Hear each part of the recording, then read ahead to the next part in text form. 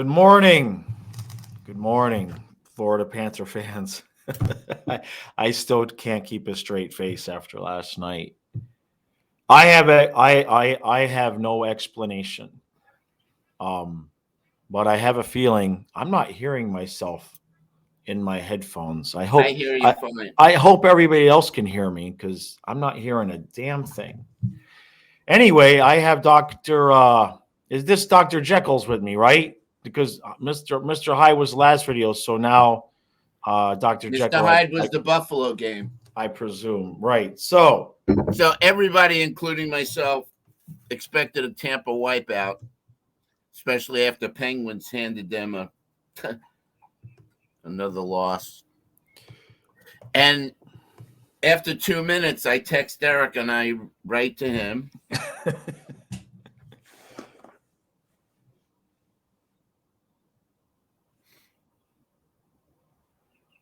I have a feeling it's going to be a long night, bro. Yep.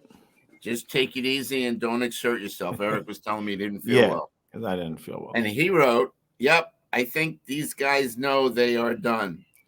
LOL. I wrote, "Tampa totally dominating, and we score." And we score. That was the turnaround. Yeah. Mahura's shot got tipped in from Stahl. What a tip in. Yep. Beat Vasilevsky. It's 1-0. And then I don't know. It's like the light switch went on. How many thousands of times have we done that? Right. And then the Tampa defenseman coughs it up, overskates the puck, whatever. Lundell takes it, just quick dip of the shoulder, and just fired it past Vasilevsky. Goal number 2. Yep. And then Duke makes an amazing play. Yep. He goes to pass it out in front. It didn't really go where he wanted it to, but it deflected off a Tampa guy right to Lusterrain, and he pops it in. Yeah. Yeah. So now it's 3.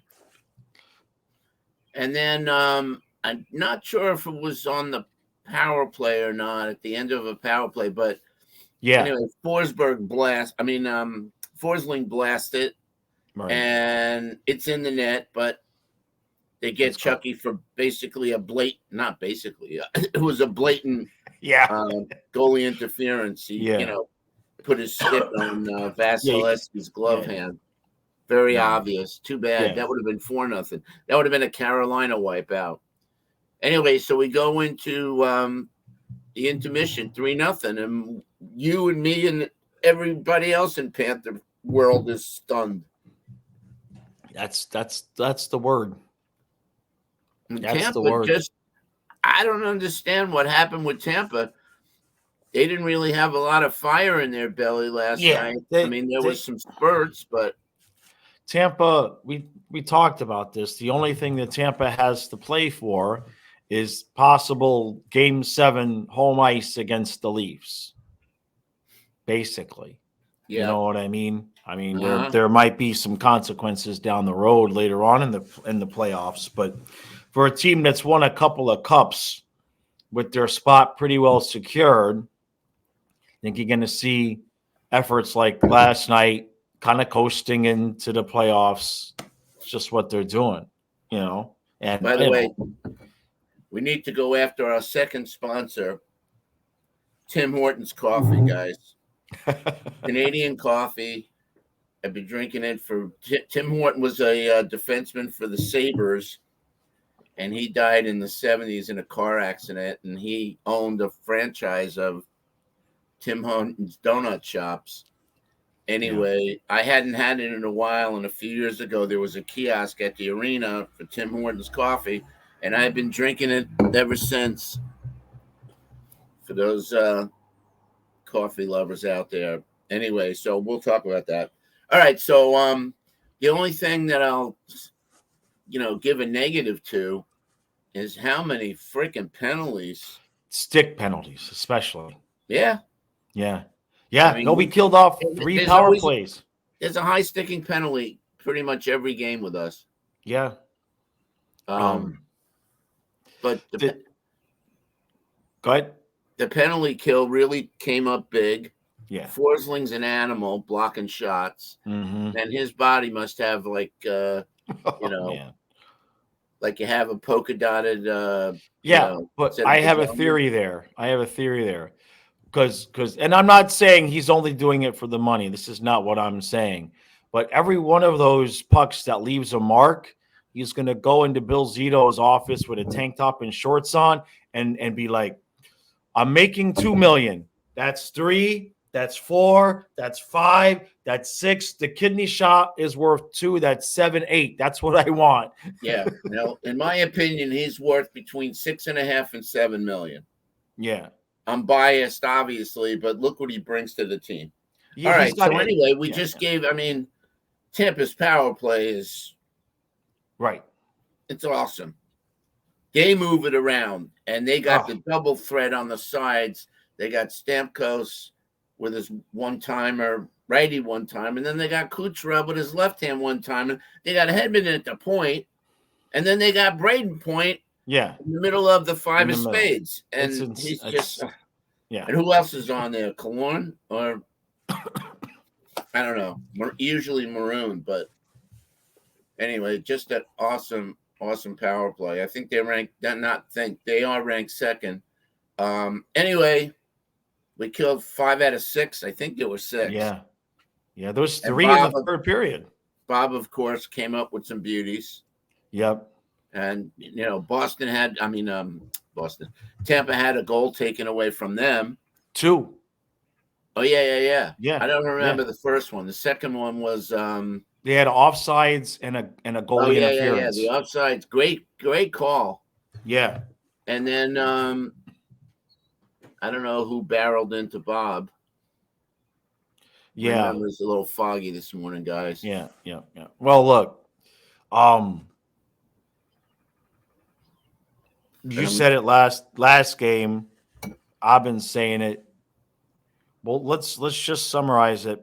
Our attitude right now is, I'm not buying the ham. There's only so many times you go to the 7-Eleven and you look at that ham and cheese sandwich and you're hungry enough and you go, no, that don't look so bad. And then you eat it and the migraine comes because it's full of MSG. And you're like, man, it looks good, but why do I keep falling for it? I got to stop going to the 7-Eleven while I'm hungry. Well, when they reel off 5 in a row like last night, then I'll bite. Right. I'll bite.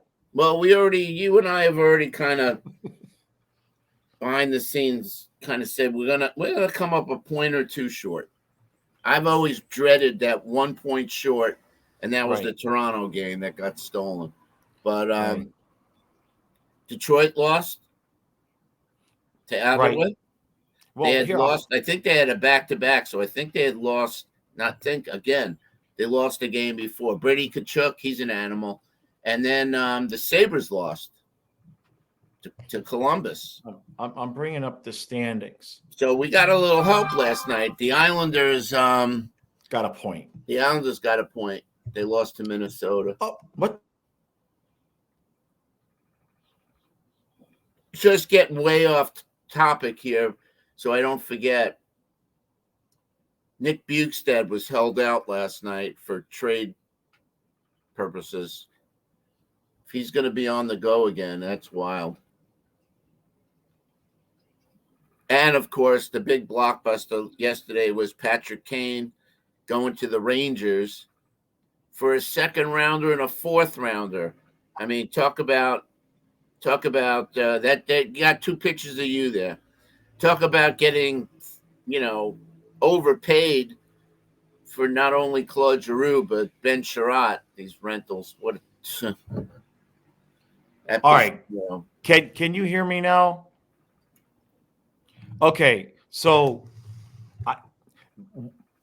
apparently it kept recording and you kept talking. So I'm happy for that. On my end, my entire browser closed down. I went to share the screen for the NHL standings and I clicked share and it closed down I had to reboot the whole thing and I come back and you're still talking and it's still recording.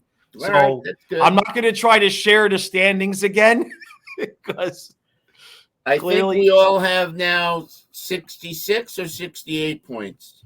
I'll look at it. I'll look, but I'm not sharing because I clicked share, and so the Sabres have 66 points and 59 games played. We have 66 points, but we have 62 games played. So we're tied with the Sabres. They got 3 games in hand. Come on. Now, the Senators are 2 points behind us, and they have 2 games in hand. The only team we're in halfway decent shape against are the Red Wings. They're tied with the Senators, the same thing. So 2 points behind with 2 games. So I mean, we're still 1 game hasn't really. The team that's still shaky are the Islanders because they are the team that's actually played more games than us. We actually have 2 games in hand on the Islanders. So, but look, you just got to keep winning, and we're going to have to pick off a game somewhere that we should have lost. But then again, or that we should have won. But then you look at last night. Nobody and Columbus goes in and beats Buffalo. I mean, who's figuring that out? So all right, so listen, we got Thursday, we got Nashville. And then Tuesday, which I'm going to, Paul, don't forget, is Vegas. Wait, we got a game Saturday too, don't we? Do we have a game Saturday? You said Thursday. The Penguins. I'm sorry, on the 4th, the Penguins. Okay. So it's basically every other night. Right. And then Tuesday is Vegas, and then we get a few days, and then Friday is the Blackhawks. So I think all of those games are winnable. Right. And then we got Winnipeg coming in, and so I mean it's pretty much I think we got 7 games in a row at home. When we win 5 out of 7. Not good enough. Nope. It's not good enough. We've put ourselves in too big of a hole. You know, there's just not enough time, not enough games. What do we got? With 62, we got 20 games left. I mean, the points, considering the points and the games in hand, we got to go like 17-3. I was going to say 18-2, and that's crazy. Yeah, it's obscene. You know, last year's team, if we were in the same position with last year's team, I'd say pretty good chance. But right. Speaking of last year's team and firing Bruno and having that little small thread of hope out there that maybe we could fire Maurice and Barry Trotz would give us a call. That ship sailed. That ship sailed. I sent you that tweet. Barry Trotz is going to become the GM of the Predators because David Poley is retiring. I mean, he's been around forever. Yeah.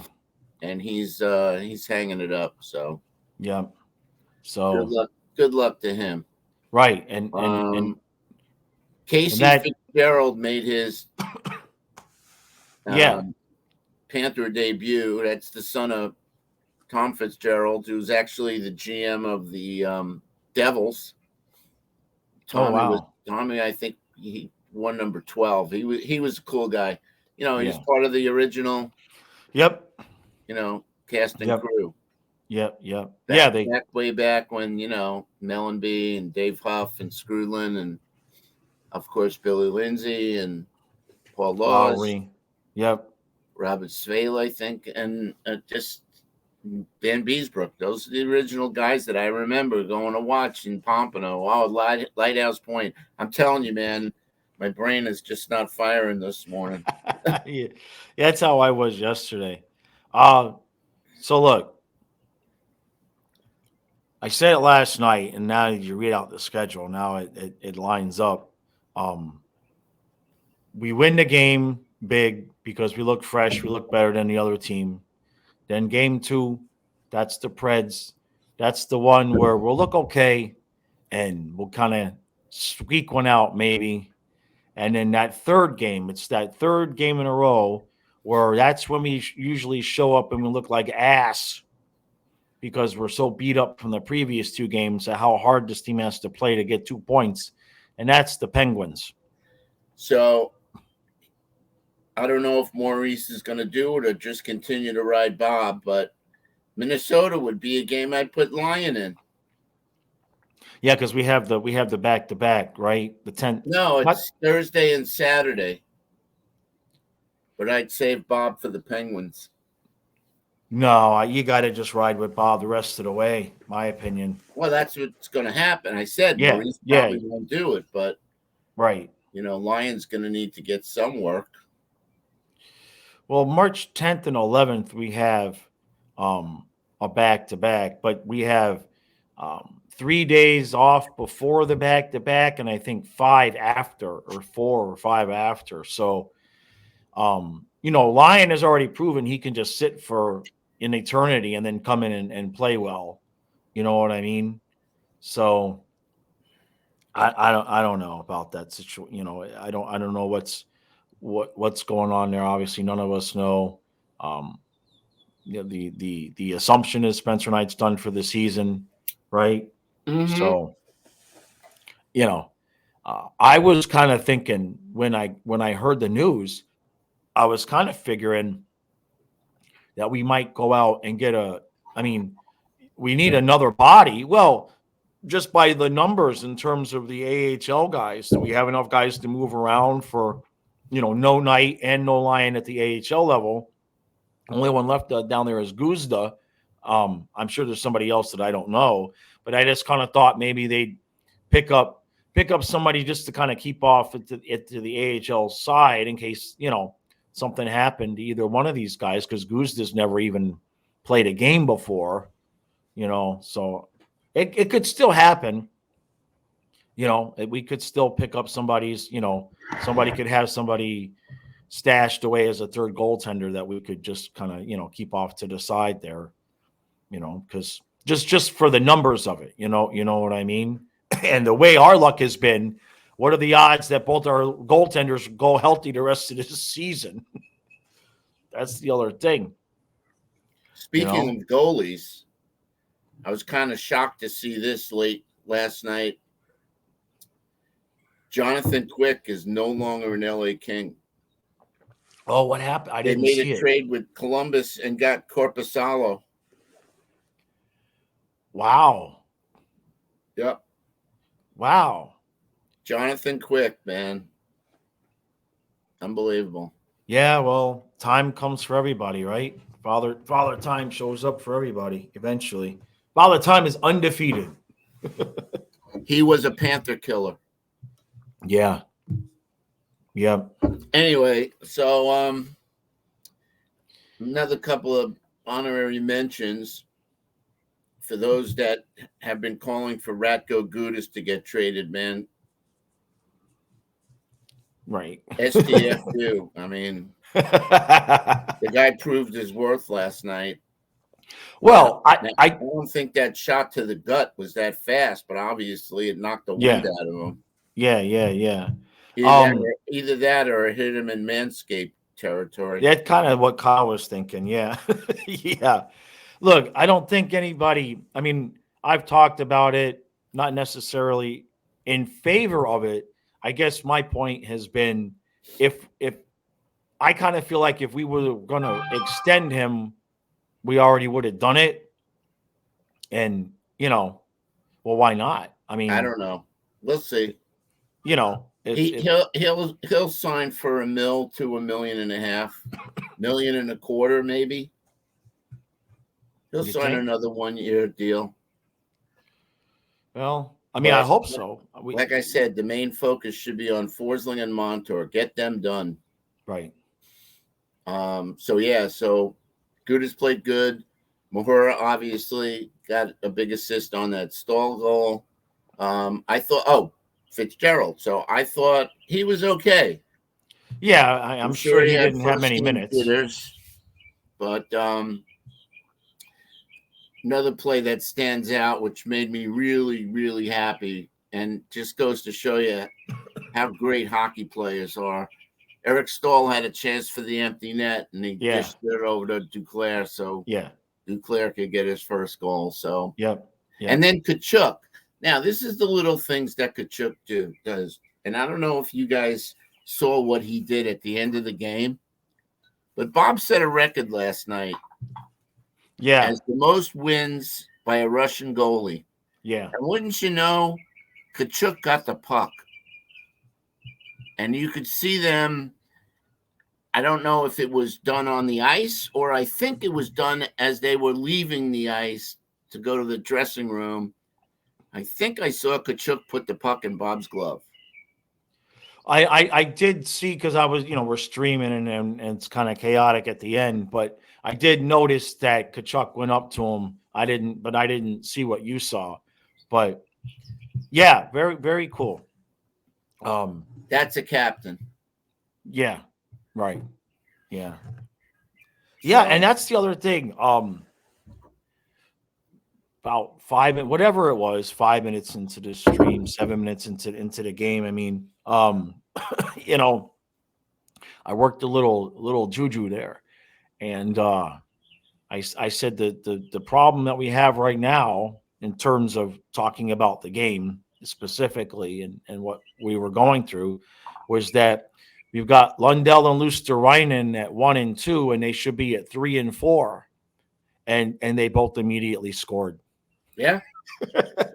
within a couple of minutes of me saying that, they both scored. So I want to give them credit. Now, that move that Lundell made, do that more. You have that skill set. That's what pisses me off so much about watching him try to model his play after Barkov. It's like, you've got that skill set. Don't let him take the tiger out of you. You know what I mean? Just make the moves. Stop passing the puck. And Luosterainen needed one. I mean, not that he's been bad or anything like that. No, I think he's been pretty consistent. He's been playing good. Yeah. I'll tell you who the number one line last night that deserves like 3 stars of the game. Mm-hmm. Stahl, Lombard, and Cousins. Yeah. That Lombard, man. I know. He's such a firecracker. It's too bad that, he didn't score on the 2 good chances that he had, but that line was banging bodies. They were winning board battles. They just were buzzing all over the ice.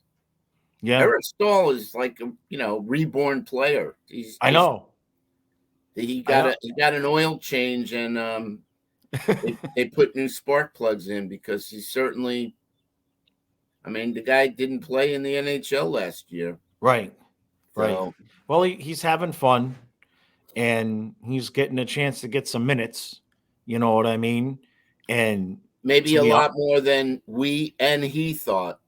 Right. And honestly, if Maurice is going to stay, now just hear me out here. If Maurice is staying, which most likely that's what we're going to be dealing with, and this is going to be surprising, but I vote for re-signing Eric Stahl to a 1-year deal, because if we have a Stahl, Lomberg, Cousins, or Stahl, Lomberg, Smith 4th line, Maurice will play the 4th line. He'll by default, it'll trick him into playing the 4th line. Yeah, that's they eat up some valuable minutes. Right. Give 1 and 2 a rest, but they also create opportunities. Yeah. So, but if we get rid of Stahl and we have somebody else in there at center. Yeah, I agree with you. He didn't look too good the first month or so, but he's certainly pouring it on. He's been pretty consistent. And the face-off circle, big help. And the PK. Yeah. So yeah. I'd totally be okay with bringing him back. The only issue, not that Mark Stahl's been bad, but I hope they don't come as a set. You know what I mean? Because I'd like to start to see Lucas Carlson, who's tearing it up at the AHL level. Yep.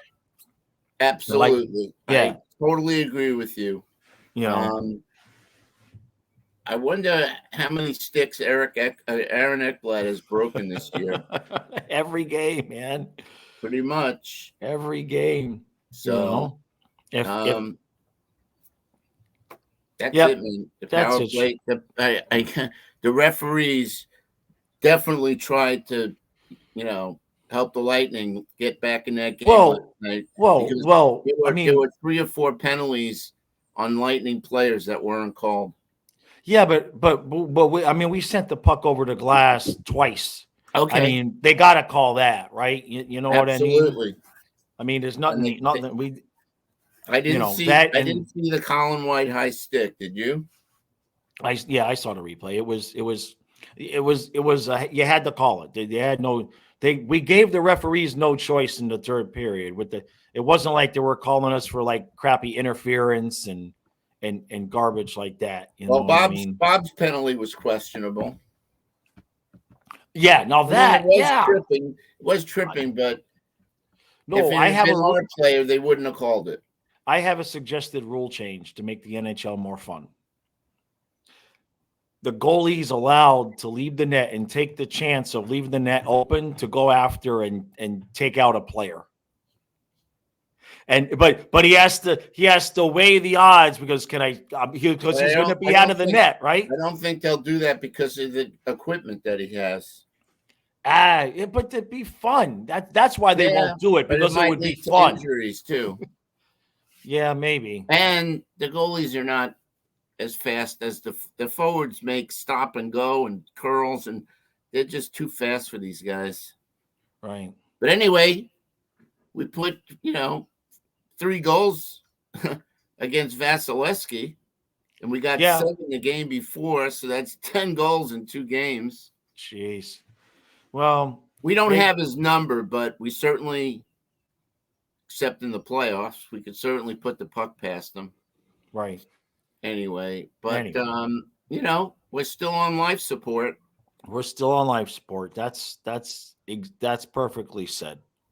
That's perfectly said. So, all right, short and sweet this morning. I want to thank everybody who came out last night to the stream. You guys with super chats, just mind blown, absolutely mind blown. I say this in all seriousness. I can only do this because of that. That's what keeps this channel moving. Because I got to at least with the time that I expend on the channel, it has to at least pay the house payment. Like eBay and everything else can pay for itself over there. But the hours I put in for this channel, if I can't pay the house payment, then I end up putting stuff on credit cards and it goes south really fast. So I really, really genuinely appreciate it. Like I say, it's a fan funded channel. It's your channel at this point, because the only reason it's still around is because you guys are so generous with super chats, and the members were for the podcast. That's growing great. So I really just wanted to take a minute and say thank you for that. So. Right. And I working with you pretty much every day, every other day, we talk every day. Eric puts countless hours into this channel. Flying Fluffy Hockey, the #1 Panther fan podcast in the world. Panther fan, emphasis. Yeah. So, much appreciation to the people that support the channel. If you're new to the channel, hit the subscribe button.